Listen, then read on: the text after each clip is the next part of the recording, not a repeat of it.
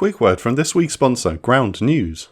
War often brings out the most heated and polarising perspectives, and the news we read and the news we miss heavily influences our outlook on those types of issues. This is why I'm happy to be partnering with Ground News again for this video. They're an app and website that gather related news articles from around the world and political spectrum in one place. For example, let's take a look at this story on a recent airstrike conducted by Israel in Beirut. I can instantly access all 340 articles Ground News has found reporting on it, and see most of this coverage is coming from centre-rated and from highly factual sources. Comparing coverage is interesting. The bias comparison shows that left-leaning sources, including this article by PBS News, tend to emphasise international calls for de-escalation and restraint. This is a completely different perspective than the right-leaning sources, such as The Telegraph, tending to emphasise the justification for prosecuting this target. It's interesting to read the news in this way, where the origin of a source can heavily dictate the narrative, especially when social media feeds often tailor what we see to our political viewpoints, reducing diversity of perspective. Check it out at ground.news/operations room to make sure you're getting all sides of every story. They're giving my viewers 40% off their Vantage subscription, the same plan I use for unlimited access. I think Ground News is doing important work, and I hope you'll check them out. It's just past midnight on the 31st of May 1942. At Gilser-Regan Airfield, 35 miles northwest of the Dutch city of Eindhoven, Luftwaffe ground personnel are performing routine maintenance on the squadron of Bf-110 heavy night fighters when they hear the low growl of aircraft engines. A flight of 5 Douglas Havoc Mark I light bombers from the Royal Air Force 23 and 418 squadrons come in low over the runway, surprising the men on the ground. The Havoc Mark Is, confusingly the British operating name for the intruder variant of the Boston, the British operating name for the Lend-Leased American Douglas A-20 Havoc, drop 4,000-pound bombs on the runway and several buildings before banking hard to the north.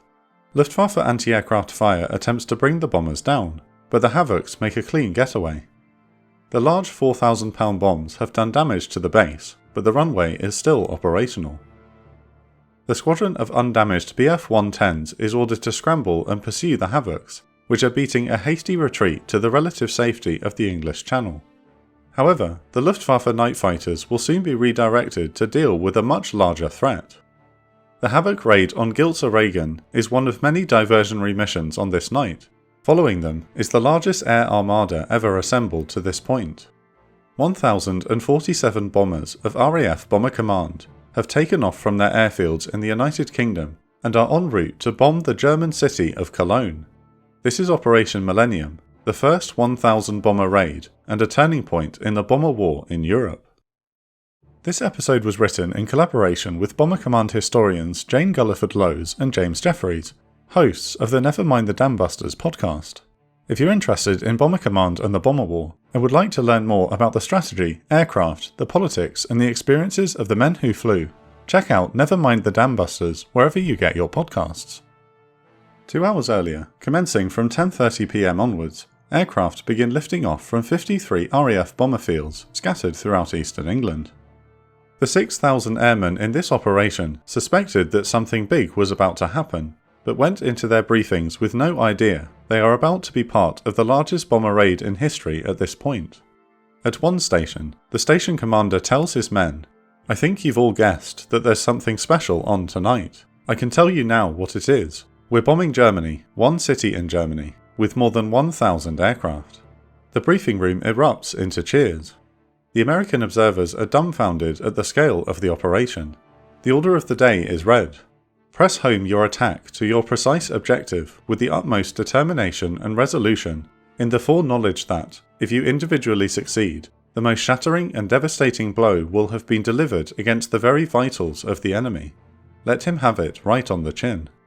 When Air Marshal Arthur Bomber Harris took command of RAF Bomber Command on the 22nd of February 1942, he inherited a force in crisis. Aside from smaller raids against enemy targets in occupied France and Germany, Bomber Command has had little impact on the war. The Air Ministry had commissioned a study in August of 1941 to determine whether the bombers were hitting their targets. The results were shocking, in that only 1/3 of the RAF's bombers even reached the target area.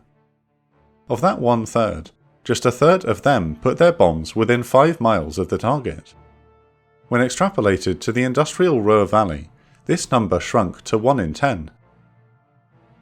Upon taking command, Harris held a meeting with his new deputy, Air Marshal Robert Saundby, who informs him that Bomber Command has only 378 bombers. A shocked Harris responds, "But we had over 300 in 1939. Surely we've expanded more than that." Saundby explains how the Admiralty and the War Office are considering diverting the bomber force to the Mediterranean Theatre, Coastal Command, or sending its aircraft to the Soviet Union as Lend-Lease. Harris is a fervent believer in the idea that air power alone can ensure victory, and intends to bring the war to Germany the same way the Luftwaffe brought the war to the United Kingdom and others. He famously remarks, "The Nazis entered this war under the rather childish delusion that they were going to bomb everyone else, and nobody was going to bomb them. They sowed the wind, and now they are going to reap the whirlwind." But first, he has to convince the British government to give him the resources he needs to bring Germany to its knees. Harris immediately revitalises morale at Bomber Command. His predecessors believed that smaller formations would be able to precision bomb industrial targets by daylight unescorted, but after devastating losses, Saundby and Harris find this strategy ludicrous. Bomber Command will expand the strategic area bombing campaign against the German war economy itself. Cologne has been selected for destruction because it is a major economic and industrial centre. Reinforced formations of 100 to 250 RAF bombers conduct area attacks against Essen, Lübeck and Rostock by night. Essen escapes serious damage, but Lübeck and Rostock are devastated. Despite these successes, it is not enough to sway the War Office, which continues to advocate for Bomber Command to essentially be dissolved. Luckily, British Prime Minister Winston Churchill resists these efforts and continues to support Bomber Command, but time is running out to prove its usefulness to the war effort. Harris needs a major victory to change the narrative and prove that his bombers can play a major role in winning the war. He remarks to Saundby, "If only we could put on something really big. One spectacular raid, big enough to wipe out a really important target, something that would capture the imagination of the public." He then has an idea. 1,000 bombers over Germany. If only we could do something like that, we might get the support we need. Saundby presents his figures and concludes that a 1,000 bomber raid is possible if Bomber Command can receive proper support from the War Cabinet. The raid is essentially a two-pronged publicity stunt. 1. To put the fear of God into the Germans, and 2. To convince the politicians and public back home of Bomber Command's usefulness. Harris informs Churchill, who is enthusiastic about the idea, and gives Bomber Command his blessing. The largest air raid to date was a Luftwaffe attack on London the previous May, which involved approximately 500 aircraft. A 1,000 bomber raid has never been attempted. As of May 1942, Bomber Command's frontline strength is around 400 bombers, but by borrowing aircraft from Coastal Command and training crews, this number can be expanded to just over 1,000. Sir Philip Joubert of Coastal Command graciously transfers 250 bombers, while Bomber Command's own operational training units 91 and 92 groups provide over 300 bombers, mostly flown by flight instructors, although some are crewed by pilots still in the late stages of training. By mid-May, Bomber Command has received 1,081 aircraft for the raid. Bomber Command is a truly international force, and many are crewed by Canadians, Australians, New Zealanders and Poles. Having achieved the magic number of 1,000 bombers, the date for Operation Millennium is set for the night of the 27th of May. However, two disasters strike on the very eve of the attack, when the British Admiralty refuses to hand over Coastal Command's bombers, suddenly cutting the number from nearly 1,100 aircraft to 800. Harris and Saundby scramble to make up the sudden deficit, first drawing on squadron reserves to boost the number closer to 900. Saundby relaxes some of the restrictions on adding crews still in training, decreeing that if their instructors believe they are ready, then they can be added to the operation. Ground crews toil around the clock to repair damaged bombers or bring unserviceable aircraft back in service. The second problem is the weather on the morning of the 27th of May. Storms and heavy clouds over Germany force a postponement of the operation to the next day.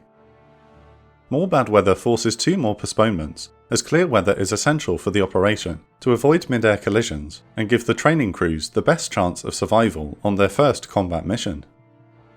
Harris launches smaller raids on targets in France on the night of the 29th of May to avoid arousing suspicion within German High Command.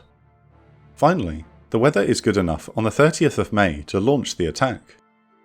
As an added bonus, the postponements have also allowed more aircraft and crews to join the operation.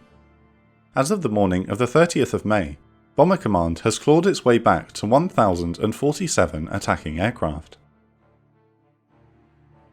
Supporting the main bomber force are intruder raids.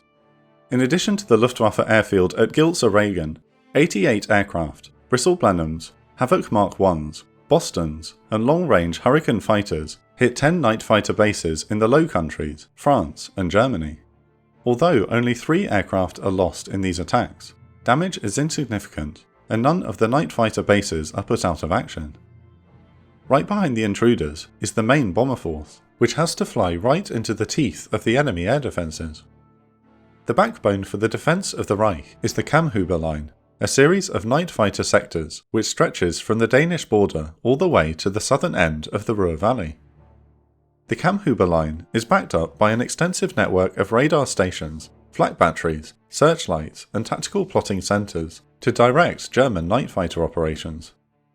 It's a defence in depth that has worked well for the Luftwaffe so far in the war, reducing the effectiveness of previous RAF raids deep into Germany.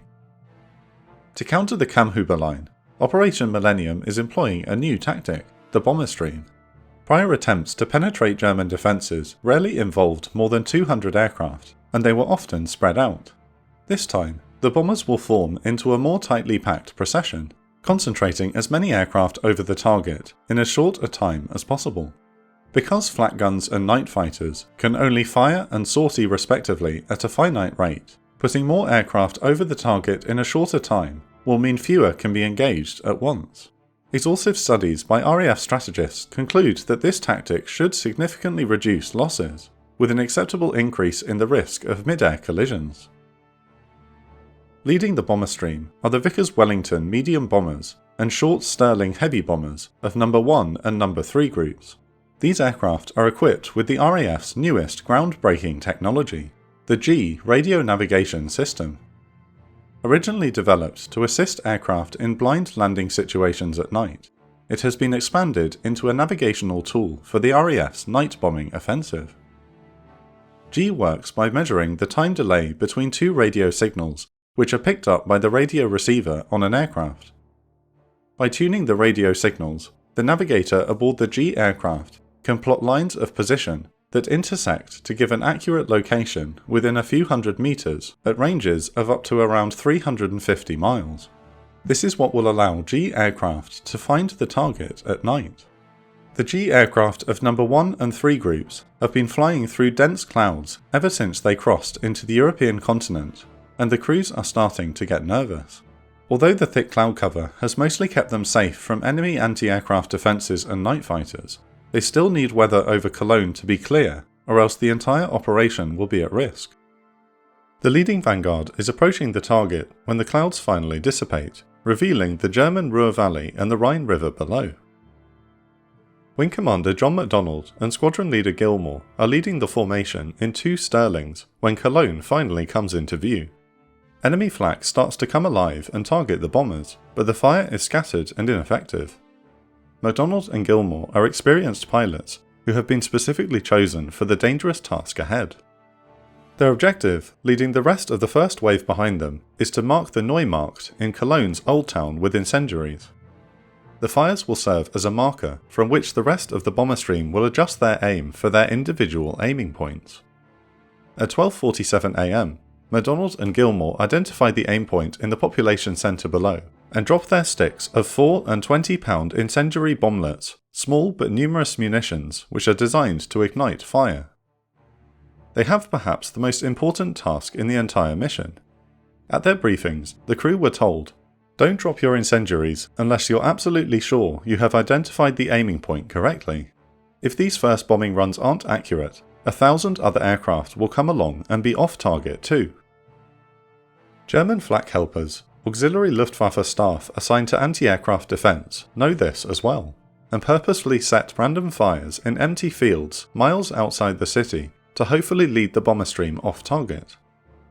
However, their efforts are in vain. Visibility is good.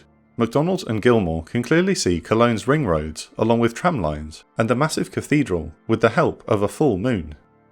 The vanguard of this incendiary force puts their munitions right on target, and soon a red glow begins to emanate from the centre of Cologne. To maximise the devastation of the city, Bomber Command's deadly and highly effective tactics are to drop incendiaries first to serve as a marker for the preceding waves. High explosive bombs are then dropped to smash the harder targets, but also to blow open doors, windows and walls to create a freer flow of oxygen through the city buildings. This serves the final deadly wave, where more incendiaries are dropped, igniting fierce fires which feed off this increased flow of oxygen. In theory, the fires will merge and become so intense as to produce what is known as a firestorm, a self-sustaining meteorological event, a massive tornado of fire which feeds off a circulating flow of oxygen. If achieved, this firestorm can cause serious devastation. The Wellingtons and Stirlings from the incendiary force continue to hit their target, while searchlights sweep the night sky. RAF crew note that the enemy response seems panicked and confused. The bomber stream tactic appears to have worked as intended. Some bombers are shot down, but the vast majority are able to drop their bombs and turn south to exit the target area. Some crews, which have either gotten lost or forced to leave the formation due to the intense slipstream, go against orders and bomb the city from whatever direction they approach the target. With so many aircraft crisscrossing through the sky, it is lucky that there is only one mid-air collision. After 15 minutes over the target, the first wave has completed its attack and drops altitude to prepare for the trip home. 750 tons of bombs have been dropped on the city of Cologne. The force heads south before turning back towards the UK over the House of Euskirchen. Meanwhile, the second wave, the main force of the attack, approaches. The bombers of No. 5 Group and No. 91 Operational Training Group will aim for the Volksgarten, a mile south of the fires at the Neumarkt. Meanwhile, the aircraft of No. 4 Group and No. 92 Operational Training Group are assigned to bomb Cologne's main rail yard. This wave is composed of 46 Avro Manchesters, 165 Handley Page Hamdens, 28 Armstrong Whitworth Whitleys, and over 300 Vickers Wellingtons. Flying Officer Leslie Manser is piloting a Manchester bomber in No. 5 Group when his aircraft runs into trouble approaching the target. He tries but fails to get his Manchester to climb above 7,000 feet, and enemy searchlights have zeroed in on the aircraft. Despite having a nervous crew, Manser calmly informs them that he will not abort the mission. With flak exploding all around the bomber, Manser dodges and weaves until they reach the target area. Almost as soon as the bomb aimer calls out "bombs gone," the Manchester is rocked by an explosion. Enemy flak has blown the bomb bay doors off and damaged the portside engine, causing the bomber to plummet over 6,000 feet before Manser regains control of the aircraft. Unwilling to let his crew become prisoners of war, he joins the egress route with the intention of hopefully ditching in the English Channel. The crews snatched straight out of training are performing well thus far. It was a risky decision to throw these young airmen into combat without finishing their training, as heavy losses would be a severe blow to Bomber Command's future. Yet, No. 91 and 92 operational training groups are fairly accurate in their bombing. It has also helped that the frontline squadrons of experienced pilots have been placed in the lead and the rear of the massive bomber stream, allowing the training squadrons plenty of protection in the middle. The bomber stream continues to wreak destruction on the ground, with 450 tons of ordnance. The sheer scale of the RAF's assault has overwhelmed German air defences to the point where many bombers fly all the way to the target area without encountering any resistance. Oddly enough, enemy flak ceases and searchlights are switched off 5 minutes after the second wave arrives over Cologne. The British aviators fear this means the Luftwaffe night fighters are inbound, but only 2 or 3 are seen over the city. In fact, there has been a miscommunication. Luftwaffe ground controllers have denied permission for any night fighter squadrons to take off. The reason for this miscommunication remains unknown, but the flak defences around Cologne have been told to expect friendly night fighters and thus cease fire, right as the most powerful wave of bombers begins pummeling the city. The situation on the ground is one of chaos. The German civilian population has never experienced an onslaught like this before, and the firefighting services are overwhelmed by distress calls. Hundreds become trapped in air raid shelters, and their rescue is complicated by burst water and gas mains, while rubble covers the streets. In one incident, a delayed action bomb penetrates a large cellar where 150 people are taking refuge. The bomb does not explode immediately, but the entrance has been blocked by rubble. Faced with a literal ticking time bomb, emergency personnel managed to cut a hole in an adjacent building cellar and evacuate the civilians inside. As soon as the last worker clears the area, the bomb explodes. No one is killed here, but not all stories from this night have the same ending. The main attack by the medium bombers is over by 2 AM, giving way to the third and final wave of RAF aircraft. This wave contains 109 Handley Page Halifax and 68 Avro Lancaster heavy bombers, soon to become the RAF's main weapons in the bomber offensive. Squadron leader Leonard Cheshire later recalled approaching the target area. 134 miles ahead, and directly in our path, stretched a crimson glow. Cologne was on fire, ablaze from end to end. When Cologne came into view beneath the port wing, there was a sudden silence in the aeroplane. If what we saw below was true, Cologne was destroyed. The Halifaxes make for the northern aiming point around the rail yard, while the Lancasters split off and target the southern aiming point at the Volksgarten.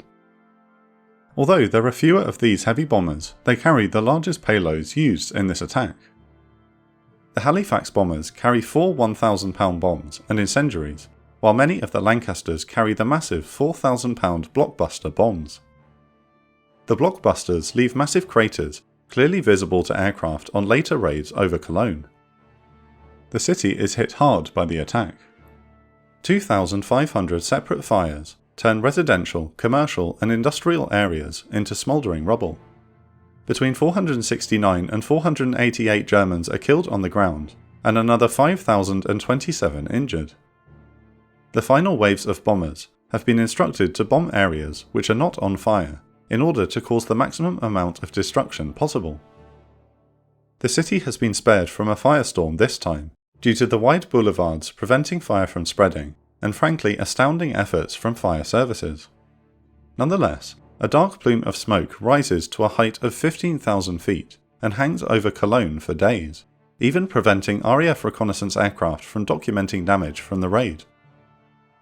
3 days later, the city's newspaper solemnly states, those who survived were fully aware that they had bade farewell to their Cologne, because the damage is enormous, and because the integral part of the character and even the traditions of the city is gone forever. The destruction continues until 2:34 AM, when Squadron Leader Willie Tate's Halifax of No. 10 Squadron is the last bomber to officially bomb the city. The RAF has dropped 1,455 tons of bombs on the industrial city of Cologne, with 2/3 of these incendiaries. There are multiple stragglers, which add to the inferno throughout the early morning. Despite these late arrivals, the vast majority of the bomber stream has successfully found and bombed Cologne during the 90-minute window envisioned by Harris and Saundby. The Luftwaffe's night fighters do score some successes, harassing the bomber stream as it makes its way back to England. Straggling bombers which have sustained varying degrees of damage are picked out by Bf-110s and Ju-88s. Flying Officer Robert Plute is at the controls of a Halifax when a Ju-88 flying the opposite direction passes just above his cockpit. The fighter makes a large sweep and engages the Halifax, peppering the bomber with cannon and machine gun fire. Paddy Todd, the tail gunner, fires back but can barely spot the Ju-88 in the darkness. His reflector sight is shot away, but Todd is uninjured and tracks the fighter as best he can. When the Luftwaffe pilot closes to within 200 yards, Todd fires off a burst and sets the enemy aircraft on fire.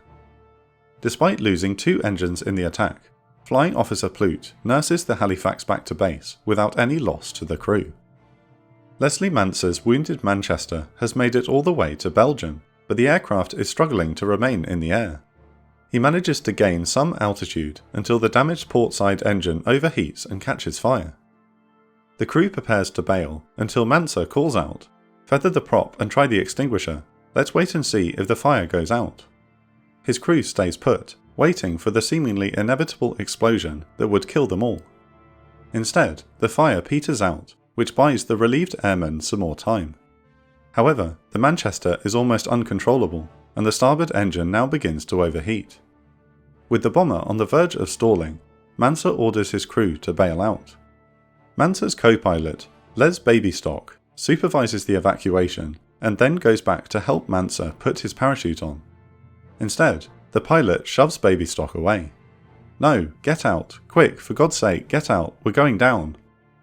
Babystock drops through the Manchester's front hatch to find the aircraft is less than 200 feet off the ground.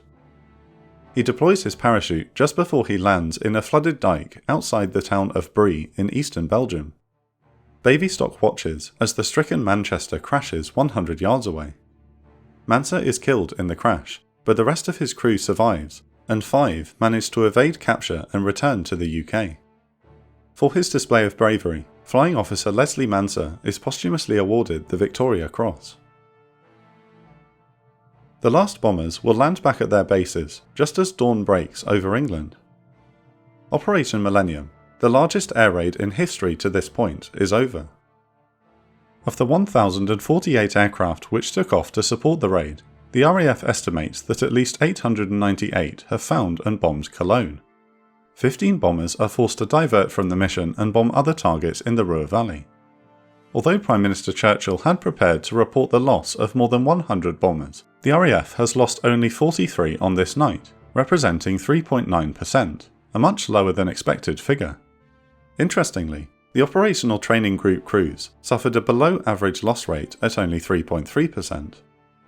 28 RAF airmen are killed in action, while another 230 are missing. The raid is the public relations coup that Harris had been hoping for. A jubilant Churchill congratulates Harris, saying, "This proof of the growing power of the British bomber force is also the herald of what Germany will receive, city by city, from now on."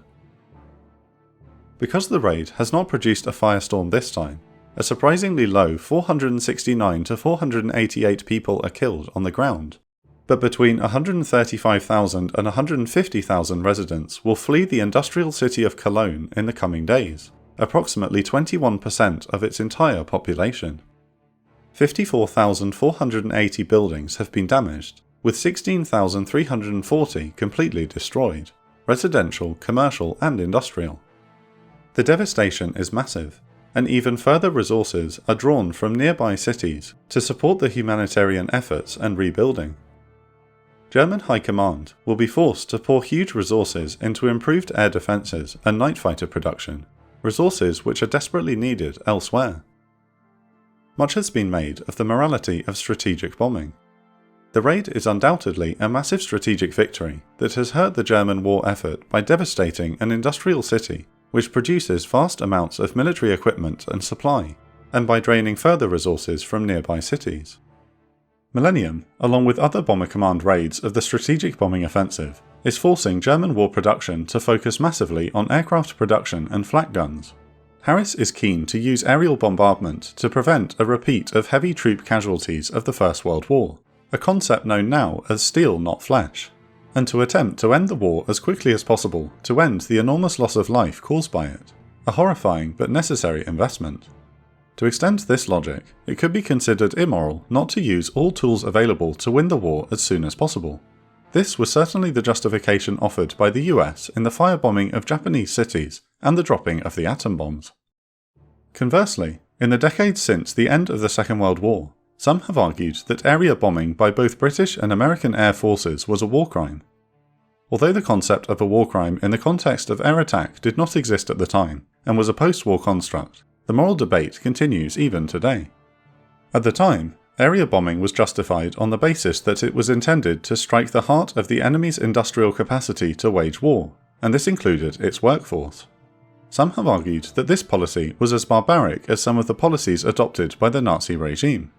Others have sought to justify the Allied bombing policy on the basis that it would eventually bring Germany to its knees, thereby bringing the war to a swifter conclusion, saving many more lives on both sides in the long run.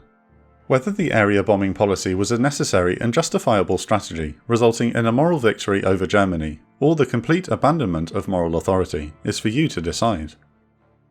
From the days of the Butt Report in 1941, RAF Bomber Command has turned a tactical corner, and is quickly developing into a high-tech, accurate and deadly force that is pounding Germany almost every night.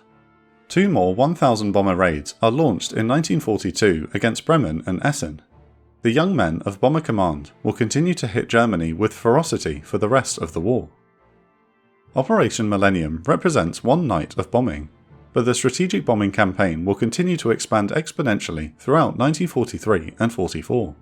In a sustained and continuous attack codenamed Gomorrah, over 4 nights and 3 days in July 1943, Bomber Command, now in conjunction with the growing American 8th Air Force, will devastate the port city of Hamburg. Thanks again to Jane Gulliford-Lowes and James Jefferies, hosts of the Never Mind the Dambusters podcasts, for their help writing this video, and to our amazing patrons whose support enables us to make these videos. Thank you to all our new patrons who joined recently, and a special thanks to our Patron of the Week, Sam. Each week we choose our favourite Patreon comments to shout out. This week, Tyler Garland says, "The scale of World War II still blows my mind. May we never experience anything like it again."